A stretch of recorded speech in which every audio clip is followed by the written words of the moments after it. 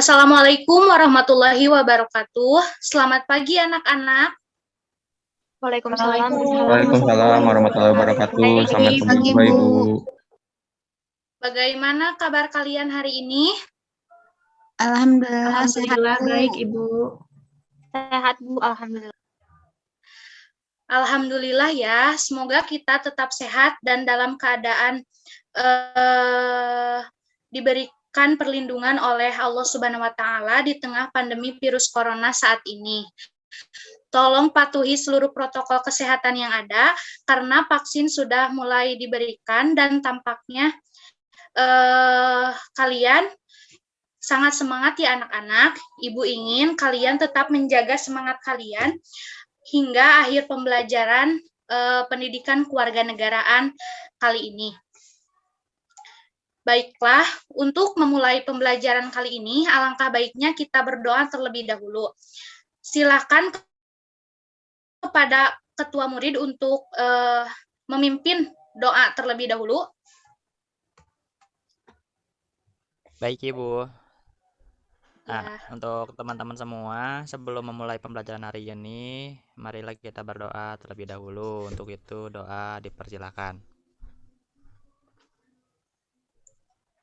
Doa dicukupkan.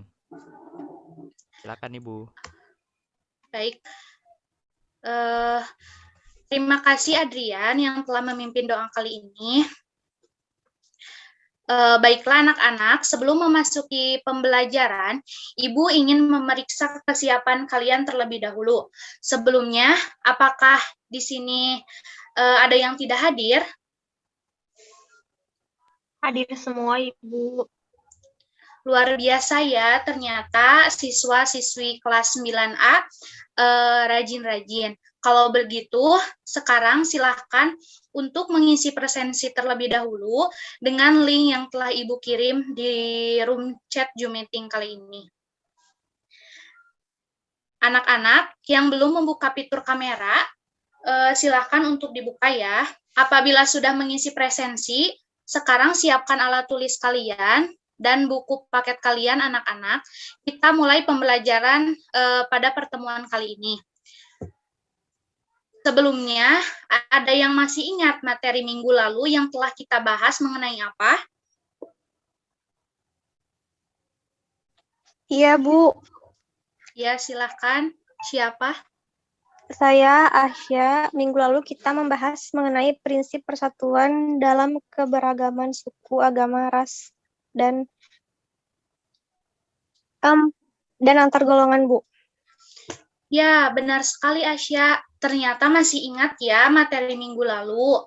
Untuk lebih memahami materi minggu lalu, Ibu ingin sekarang kita bernyanyi mengenai lagu daerah bersama-sama. Di sini Ibu ada lagu Manuk Dadali yang berasal dari Jawa Barat. Wah, ternyata kelas ini hafal semua ya lagu Manuk Dadali. Sekarang Ibu akan tanya kepada kalian, apakah ada yang tahu makna lagu Manuk Dadali dan dihubungkan dengan materi minggu lalu? Saya Bu. Oh, silakan Tasya. Iya, jadi makna lagu Manuk Dadali bahwa negara Indonesia ini memiliki banyak sekali perbedaan, dapat bersatu, dan perbedaan tidak dapat membuat kita bercerai-berai sesuai dengan prinsip persatuan, yaitu prinsip Bhinneka Tunggal Ika. Terima kasih, Bu. Ya, benar sekali Tasya. Beri tepuk tangan anak-anak. Selain itu, masih ada yang ingin memberikan pendapatnya mengenai makna Manuk Dadali? Izin Ibu. Ya, silakan. Aji ya? Ya, baik Ibu. Terima kasih. Menurut saya makna lainnya dalam lagu tersebut itu menggambarkan rasa cinta dan kebanggaan terhadap tanah air. Hal ini juga sesuai dengan prinsip nasionalisme. Pendapat yang sangat bagus sekali Aji. Benar sekali bahwa dalam lagu Manuk Dadali tersebut tercermin makna dari prinsip-prinsip persatuan yang telah dijelaskan oleh Tasya dan Aji. Juga dengan kita tadi menyanyikan lagu tersebut, kita telah mengamalkan salah satu prinsip, yaitu prinsip wawasan kebangsaan.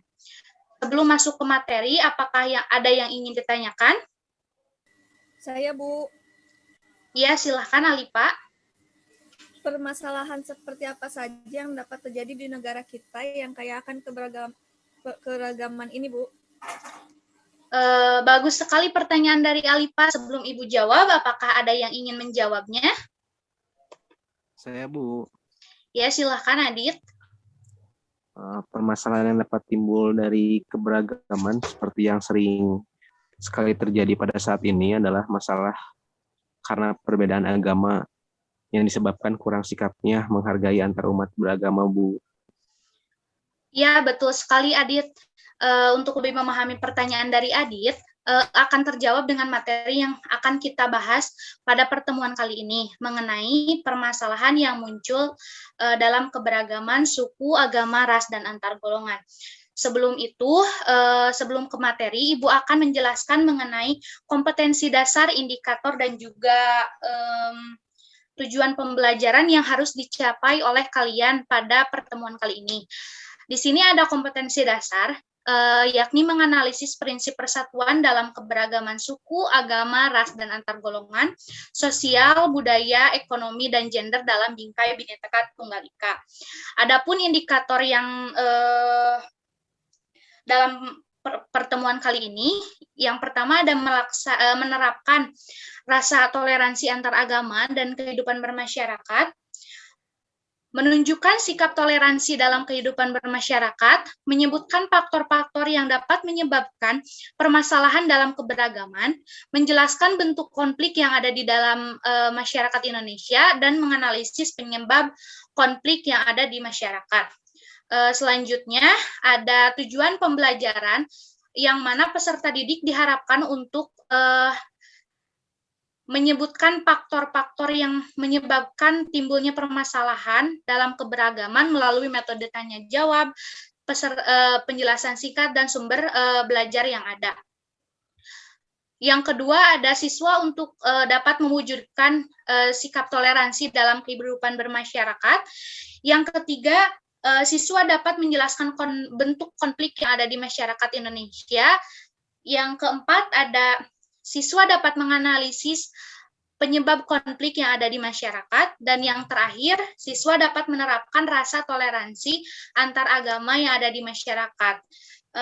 Lalu yang selanjutnya, sebelum ke pembahasan yang akan Ibu sampaikan, di sini ada video permasalahan yang muncul akibat keberagaman suku, agama, ras, dan antar golongan. Silakan untuk kalian lihat terlebih dahulu. Kerusuhan yang berbau sara terjadi lagi di Indonesia. Satu gereja di Desa Sukamakmur, Gunung Muria, Aceh Singkil dilaporkan dibakar massa pada 13 Oktober 2015. Isu sara di Indonesia memang sangat sensitif, terbukti dengan seringnya terjadi konflik berlatar belakang agama selama 4 tahun terakhir. Berikut rangkuman Tempo Channel mengenai konflik yang berbau sara di Indonesia dalam kurun waktu 4 tahun. Konflik Gereja Yasmin. Konstitusi Anda di sini ini mau ngapain? Katanya mau bubarin orang beribadah. Akibat permasalahan izin mendirikan bangunan, Gereja Kristen Indonesia atau GKI Yasmin diblokir dan dilarang beribadah oleh kepolisian setempat pada 2011.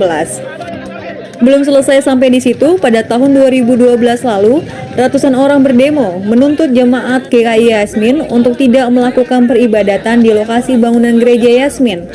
Ya, itulah video mengenai permasalahan yang muncul dalam keberagaman.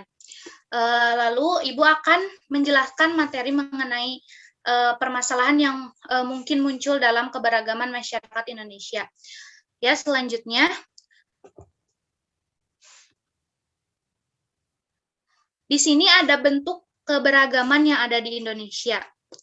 Bangsa Indonesia merupakan bangsa yang beraneka ragam, karena terdiri atas berbagai suku bangsa, adat istiadat, bahasa daerah, serta agama yang berbeda-beda. Keragaman tersebut terdapat di berbagai wilayah yang tersebar dari Sabang sampai Merauke. Keberagaman masyarakat kita merupakan suatu kekayaan bangsa. Hal ini menjadi daya tarik bangsa lain untuk datang ke Indonesia. Namun, di balik itu semua, keberagaman masyarakat memiliki potensi timbulnya berbagai masalah dalam masyarakat itu sendiri. Nah, di sini ada bentuk keberagaman yang ada di Indonesia. Yang pertama ada keberagaman suku bangsa, keberagaman agama, keberagaman budaya, keberagaman adat istiadat, keberagaman bahasa daerah, keberagaman pandangan politik, dan keberagaman golongan. Lalu yang selanjutnya, nah di sini ada permasalahan yang mungkin muncul dalam keberagaman itu sendiri. Menurut Kamus Besar Bahasa Indonesia, konflik didefinisikan sebagai percecokan, perselisihan, atau pertentangan. Konflik juga merupakan masalah yang dapat muncul dalam keberagaman masyarakat Indonesia. Ya, selanjutnya. Nah, di sini ada bentuk konflik pada masyarakat Indonesia. Terdapat 3 bentuk konflik berdasarkan yang pertama menurut Surjono Sukanto, yang kedua berdasarkan jenisnya, yang ketiga berdasarkan tingkatannya. Sedangkan bentuk konflik berdasarkan jenisnya, yang pertama ada konflik antar suku, yang mana pertentangan antar suku yang satu dengan suku yang lain. Perbedaan suku seringkali menyebabkan perbedaan atas adat istiadat, budaya, dan sistem kekerabatan. Lalu yang kedua ada konflik antar agama, yang mana konflik tersebut terjadi antara kelompok yang memiliki keyakinan atau agama yang berbeda. Yang ketiga ada konflik antar ras, yang dipicu oleh pertentangan antar ras yang satu dengan ras yang lain, yang mana pertentangan ini dapat disebabkan sikap rasialis, yaitu memperlakukan orang dan membeda-bedakan berdasarkan ras. Lalu yang keempat ada konflik antar golongan. Konflik antar golongan yaitu pertentangan antara kelompok atau golongan dalam masyarakat. Golongan atau kelompok dalam masyarakat itu sendiri dibedakan atas dasar pekerjaan, partai politik, asal daerah, dan sebagainya. Lalu di sini ada berdasarkan tingkatannya. Ada konflik ideologi dan konflik politik. Selanjutnya, menurut Surjono Sukanto, bentuk konflik pada masyarakat Indonesia ialah konflik pribadi, konflik politik, konflik rasial, konflik antar kelas sosial, dan konflik yang bersifat internasional. Lalu yang selanjutnya,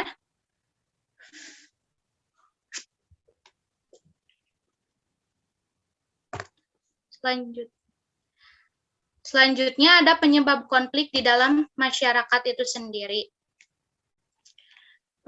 Yang mana tidak adanya persamaan pandangan antar kelompok seperti perbedaan tujuan, cara melakukan sesuatu, dan sebagainya. Yang kedua ada norma sosial tidak berfungsi dengan baik sebagai alat untuk mencapai tujuan.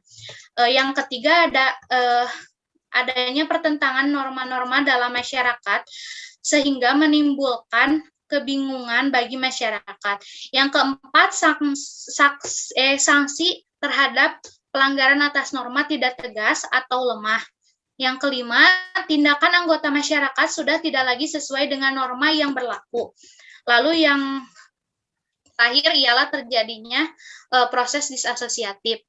Lalu yang selanjutnya ada gejala yang memiliki potensi menjadi penyebab konflik sosial, yakni yang pertama gejala menguatnya etnosentrisme kelompok, yang mana etnosentrisme berasal dari kata etnos yang berarti suku, sedangkan sentrisme yang berarti titik pusat.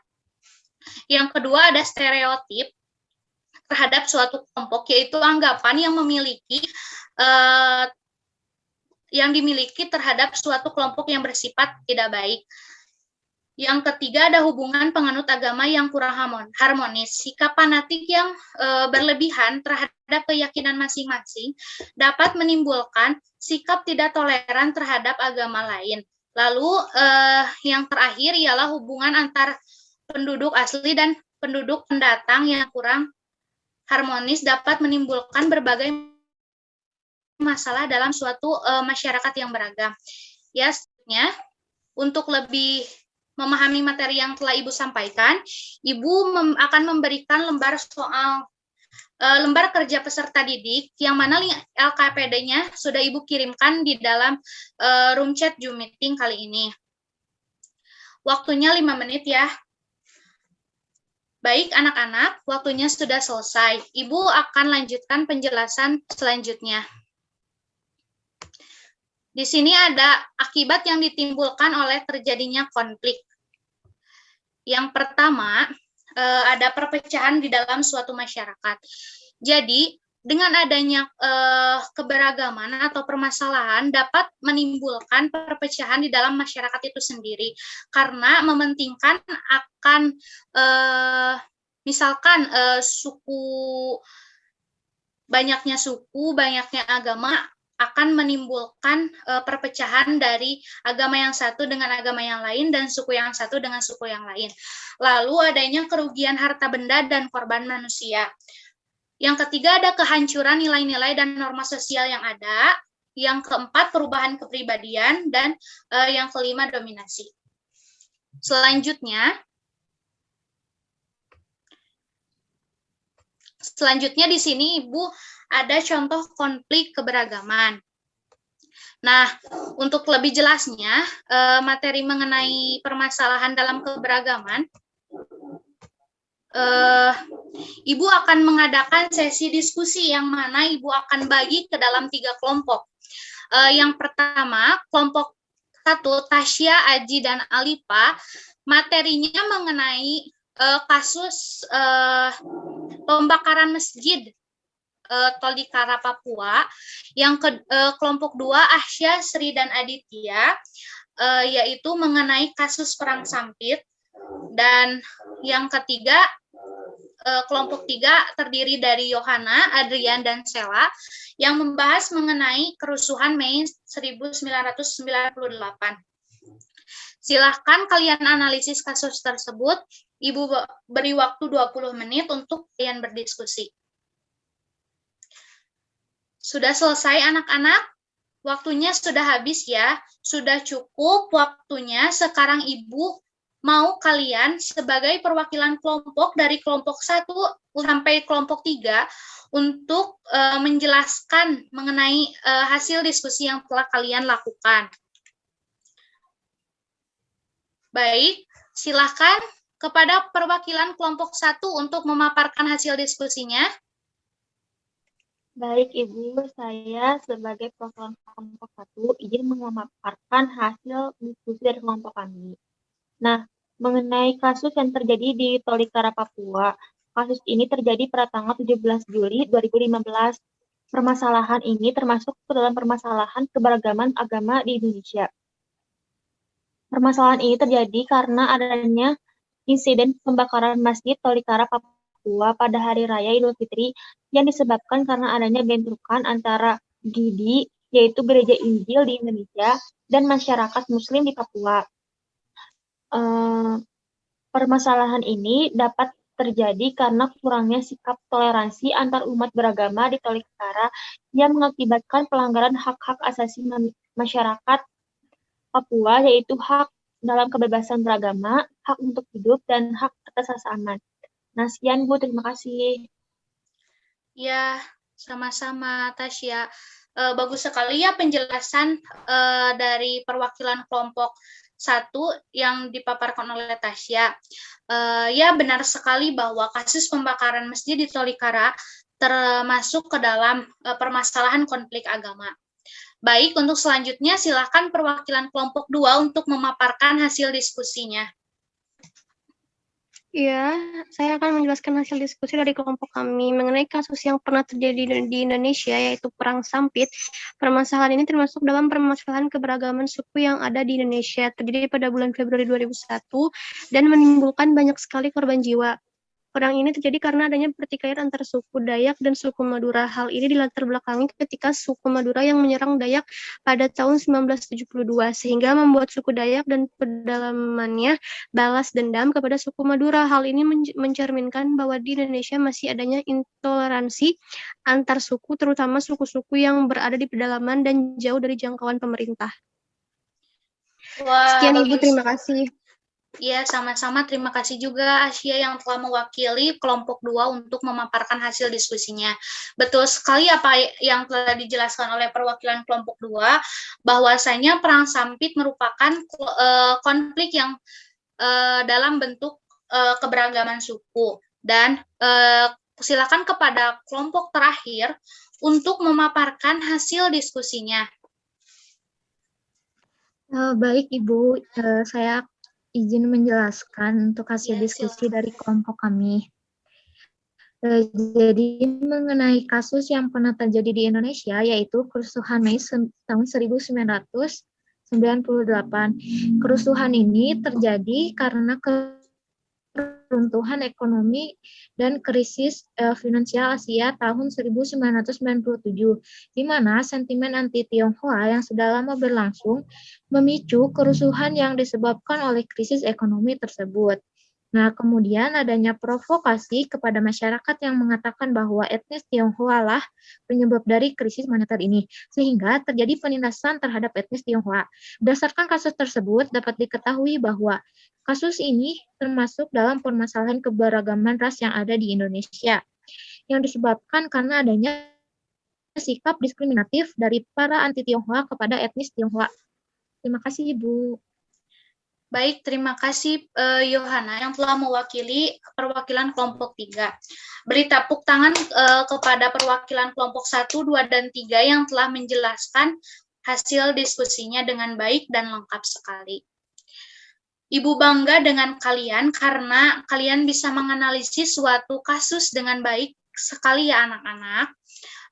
Baiklah, berdasarkan hasil diskusi yang telah rekan-rekan kalian sampaikan mengenai 3 kasus tersebut, jenis kasusnya yaitu permasalahan dalam keberagaman agama, suku, ras, yang mana dalam hal ini disebabkan oleh kurangnya sikap saling menghargai, intoleransi, dan diskriminasi. Perlu kalian ketahui bahwa kita sebagai warga negara yang kaya sekali dengan keberagaman suku, ras, agama, budaya, dan lain sebagainya, tidak sepatutnya kita saling bertengkar, berkelahi, mengejek, bermasalah satu sama lain. Justru dengan keberagaman ini, kita harus menjadi kuat, bersatu, dan menjadi fondasi bagi kita untuk menjadi bangsa yang lebih maju. Mengerti anak-anak? Mengerti, Bu. Mengerti, Bu. Baik. Sampai di sini, apakah ada yang ingin ditanyakan? Izin Ibu. Iya, silahkan Aji ya. Iya Ibu, baik, terima kasih Bu. Izin bertanya, kan tadi kita berbicara tentang keberagaman pun menghasilkan banyak konflik, diskriminasi, dan yang lainnya. Nah Ibu, itu tuh bagaimana sih upaya dalam mengatasi permasalahan-permasalahan dalam keberagaman Bu? Oh iya, baik. Terima kasih Aji atas pertanyaannya, sangat bagus sekali. Nah, sebelum Ibu jawab, apakah ada yang ingin menjawab terlebih dahulu mengenai pertanyaan dari Aji? Saya, Bu. Oh iya, silahkan Alipa. Dengan menanamkan sikap saling menghargai, menghormati antara satu dengan yang lain, dan sebaiknya dalam setiap permasalahan diselesaikan dengan cara yang baik, tidak dengan tindak kekerasan. Begitu, Bu. Baik, terima kasih Alipa. Bagus sekali jawaban dari Alipa. Benar sekali ya, kita harus menanamkan dan membiasakan diri untuk memiliki sikap saling menghormati, menghargai, tidak hanya di sekolah, melainkan di rumah maupun lingkungan masyarakat. Untuk lebih jelasnya, Ibu akan jelaskan pada pertemuan selanjutnya. Nah, Ibu ingin mengetahui seberapa paham materi yang telah Ibu sampaikan, silahkan anak-anak kelas 9A ini untuk mengisi soal evaluasi yang terdiri dari 5 soal dengan waktu 5 menit. mulai dari sekarang ya anak-anak. Baik, waktunya sudah habis. Setelah serangkaian materi yang telah Ibu jelaskan, dan adakah yang ingin menyimpulkan materi yang telah Ibu sampaikan pada pertemuan kali ini dan menyimpulkan apa yang telah kita diskusikan pada pertemuan kali ini? Silakan. Ada yang mau menyimpulkan? Saya, Ibu. Oh iya, silakan Asya. Jadi dalam pertemuan ini dapat disimpulkan bahwa dalam keberagaman Indonesia tidak menutup kemungkinan untuk terjadinya permasalahan yang disebabkan oleh faktor keagamaan ataupun non-keagamaan. Namun, sebagai warga negara Indonesia yang menjunjung persatuan dan kesatuan bangsa Indonesia sudah semestinya bersikap saling menghargai dan menghormati dalam perbedaan. Terima kasih, Bu. Ya, sama-sama. Terima kasih juga Asya yang telah memberikan penyimpulan dari materi pertemuan kali ini. Yang mana kesimpulan tersebut telah memberikan inti dari pembelajaran kita pada hari ini. Jadi, Ibu simpulkan bahwa dengan adanya keberagaman di Indonesia, pasti akan menimbulkan suatu permasalahan yang muncul, yang disebabkan oleh keberagaman itu sendiri. Oleh sebab itu, kita sebagai warga negara, begitupun kalian sebagai pelajar yang merupakan generasi penerus bangsa, sangatlah diperkenankan untuk selalu memiliki sikap saling menghargai dan menghormati perbedaan dari sejak dini, baik itu di lingkungan keluarga, masyarakat, bangsa, dan negara. Untuk yang terakhir, Ibu akan memberikan tugas untuk kalian, yang mana tugas tersebut akan dikumpulkan di minggu depan. Untuk link tugasnya Ibu sudah kirimkan di room chat Zoom meeting kali ini. Baiklah, untuk mengakhiri pembelajaran kali ini, kita tutup pembelajaran kali ini. Alangkah baiknya kita berdoa terlebih dahulu. Silakan kepada ketua murid untuk memimpin doa terlebih dahulu. Baik, Ibu. Iya, Mohon izin silakan para Adrian. teman-teman semua, sebelum kita menutup kegiatan hari ini, kita tutup dengan doa. Untuk itu, doa menurut agama dan kepercayaan masing-masing dipersilakan. Doa dicukupkan. Silakan, Ibu. Baik, terima kasih Adrian yang telah memimpin doa. Nah, di sini yang terakhir, Ibu ada pesan moral dari pembelajaran pertemuan kali ini, yakni mari bersama perangi diskriminasi dan rasisme, kita bahu-membahu mewujudkan kesejahteraan dan keadilan sosial bagi seluruh rakyat Indonesia. Baiklah anak-anak, karena telah usai pembelajaran kali ini, Ibu pamit undur diri. Tetap jaga kesehatan kalian. Sampai jumpa di pertemuan selanjutnya. Wassalamualaikum warahmatullahi wabarakatuh. Terima kasih ya anak-anak. Waalaikumsalam. Waalaikumsalam warahmatullahi wabarakatuh. Terima kasih, Ibu. Iya, sama-sama. Ibu izin lab ya.